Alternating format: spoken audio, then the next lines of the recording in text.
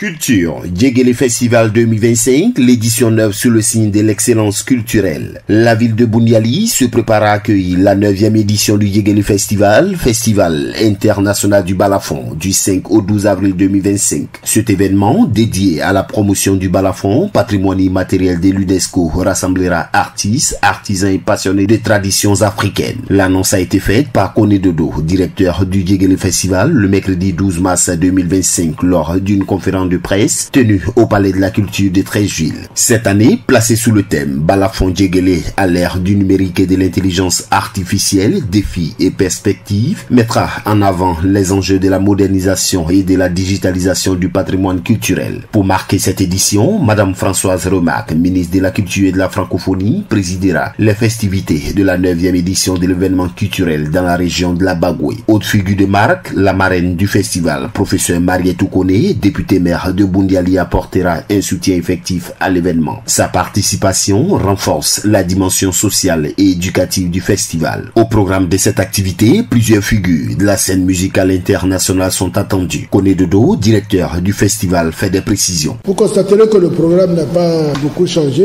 Vous remarquerez que nous faisons revenir Molobali Keita pour la simple raison qu'il est très aimé dans notre région et que l'année dernière, lors de la 8e édition, nous n'avons pas eu l'occasion de le voir s'exprimer pendant au moins une heure. Il faut qu'on leur donne l'opportunité de savourer la musique de Molobali. Il a des thèmes de chansons qui concernent tout le monde. Bien. On a invité cette année aussi le fils de Neba Solo Pecha, qui joue au balafon comme son père, mais qui est aussi un rappeur. Puis il y a un groupe du Burkina Faso, le Worodara. Ils sont très bons. Je pense que vous ne serez pas dessus. Vous pouvez déjà dire que c'est un très bon groupe. Les artistes qui viendront ont été triés sur le volet. C'est une très bonne sélection et les gens seront satisfaits. Pour cette édition, de l'acheminement des artistes et du matériel à l'installation des scènes et expositions, la logistique est vigoureusement planifiée. Donc Karim, responsable de la logistique de ce grand rendez-vous culturel, en parle. On ne va pas rester sur des acquis.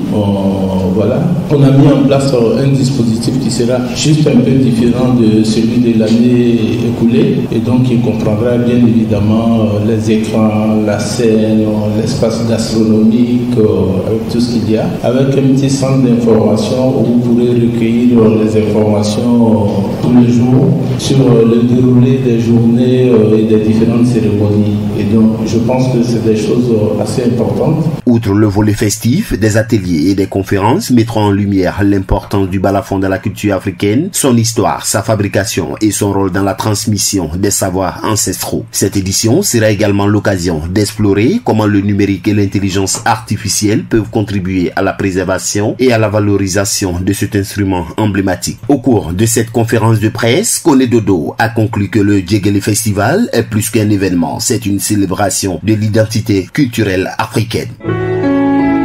APRA, Agence Presse, Radio et Audio.